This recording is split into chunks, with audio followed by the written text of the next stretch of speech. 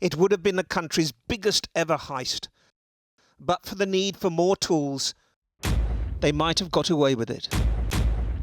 Only a third of the jewellery, rings, gold, diamonds, other precious stones and cash has been recovered, and an unnamed ginger-haired man, known as Basil, got away. But not these 7, not William Lincoln, known as Billy the Fish, nor Carl Wood, or plumber Hugh Doyle, who were all found guilty today, and not the masterminds behind this last job, Brian Reeder, John Collins, Daniel Jones and Terry Perkins, who all confessed. Total years 441, average age 63.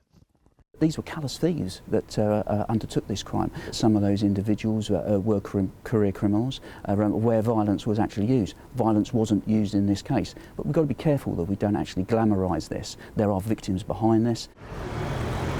It was 3 years in the making, a raid on this safety deposit vault whose security system was well past its sell-by date. The way in was through the fire escape round the corner, next to number 38. From the moment a white van pulled up in Greville Street, late on the night of Thursday the 2nd of April last year, there was no going back. This was the culmination of meticulous planning. That evening, Basil was first in, through the main door to the building. He had keys, how is not known. At just after 9:20, he's in the courtyard and opens from the inside the fire exit door into Greville Street. From a parked van, the gang unload bags, tools and wheelie bins, take them through the fire exit and down the stairs.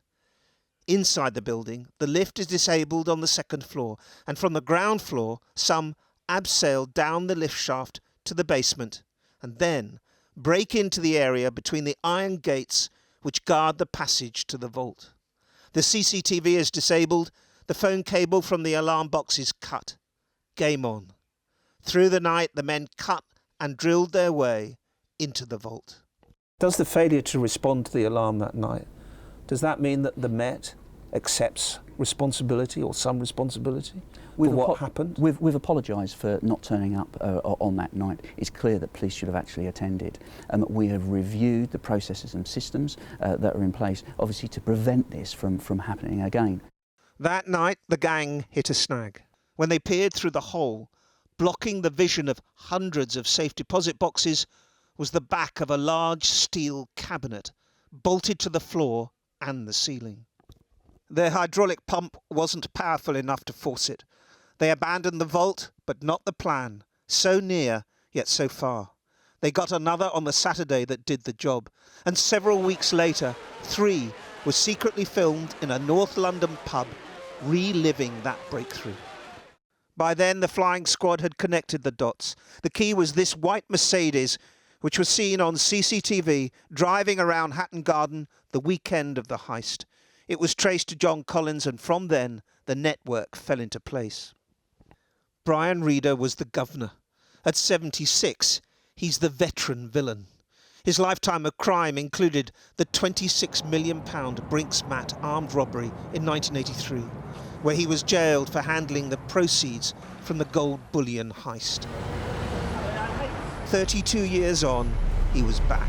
Hatton Garden. A light here for Farringdon Station. You wouldn't think that the brains behind this daring heist would have caught a bus to the vaults. But that's exactly what Brian Reeder did. First from his home in Dartford, and then onto this one, a number 55, which dropped him off with a 5-minute walk to Hatton Garden. And to cover his tracks, he used someone else's Oyster travel pass. But it was not to be his last hurrah, and he walked away when the gang hit the snag. £14 million worth of valuables was stolen from 44 boxes, most of them owned by diamond traders and jewellers. £9 million has still not been recovered. What I think it certainly cost me a lot of my pension, and I think the first few months it gave me a hard time, definitely. I watched a grown man cry, and I'm in real heartfelt tears of what am I going to do? He was thinking that he was going to be able... He's lost an awful lot. He's lost an awful lot, and his tears were about the fact that that was what he was hoping that he could pass on to his children and his grandchildren.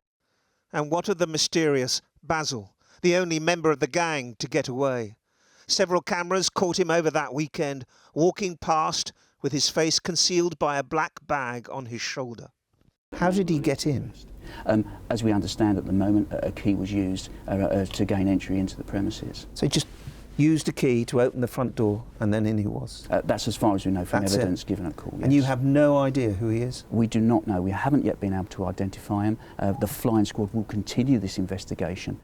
A £20,000 reward is still on offer to help identify and capture the one outstanding suspect in the country's largest ever heist.